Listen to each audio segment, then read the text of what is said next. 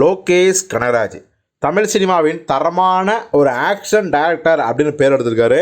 அது முதல் படமான மாநகரத்தில் ஆரம்பித்து மாநகரம், கைதி, மாஸ்டர், விக்ரம் 2, லியோ, இப்போ கூலி படம் வரைக்கும் அவருடைய கதைக்களங்கள் எல்லாமே ஆக்ஷன் களம் தான்.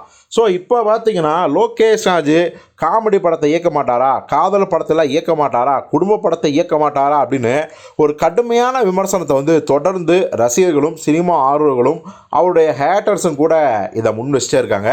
ஆனாலும் கூட லோகேஷ் ராஜர்கள் இதற்கெல்லாம் பதில் சொல்லவே இல்லை. ஆனால் இப்போது ஒரு மிக முக்கியமான ஒரு தகவல் வந்திருக்கு. என்ன அப்படின்னா, லோகேஷ் ராஜர்கள் அடுத்ததாக கூலி படத்துக்கு அப்புறம் கைதி படத்தின் 2ஆம் பாகத்தை இயக்க போகிறாரு அப்படின்னு தகவல் வந்துச்சு பார்த்தீங்களா. அதே சமயத்தில் கைதி 2க்கு முன்பாகவே ஒரு காதல் படத்தை இயக்க போகிறார் அப்படிங்கிற தகவல் வந்திருக்கு. இதில் மிகப்பெரிய சுவாரஸ்யம் என்ன அப்படின்னா, இந்த படத்தோட ஹீரோ நம்ம நடிப்பின் அசுரன் என்று அழைக்கப்படுகிற தனுஷ் தான் அப்படிங்கிற தகவல் வந்திருக்கு. தனுஷுக்கும் லோகேஷ் சொன்ன கதை ரொம்ப பிடித்து போய் டபுள் ஓகே சொல்லிட்டாராம். இந்த படத்தை தயாரிக்க போகிறது 7 ஸ்க்ரீன் ஸ்டுடியோஸ் லலித் தான் அப்படிங்கிறாங்க. ஏற்கனவே லலித்தும் நம்ம லோகேஷ் ராஜும் ரொம்ப க்ளோஸு. ஏன்னா மாஸ்டர், லியோவில் பயங்கர பழக்கமாயிட்டாங்க, நட்பாயிட்டாங்க. அதே மாதிரி இந்த படத்துக்கு அனிருத் தான் வழக்கம் போல் மியூசிக் பண்ண போகிறாரு.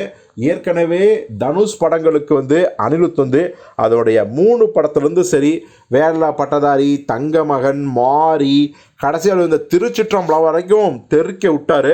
ஸோ அதுவும் எல்லாமே காதல் படங்களுக்கு அப்படி.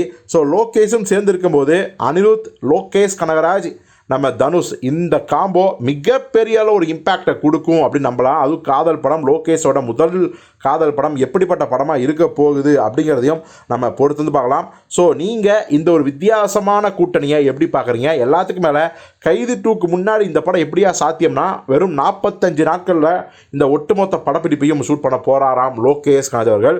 ஸோ அதனால் கைதி 2 பாதிப்புக்கு உள்ளாகாது அப்படின்னு நம்ம நம்புவோம். இந்த காம்பினேஷன் உங்களுக்கு எப்படிப்பட்ட ஒரு ஆச்சரியத்தை கொடுத்துருக்கு அப்படிங்கிறத கமெண்ட்டில் சொல்லுங்கள்.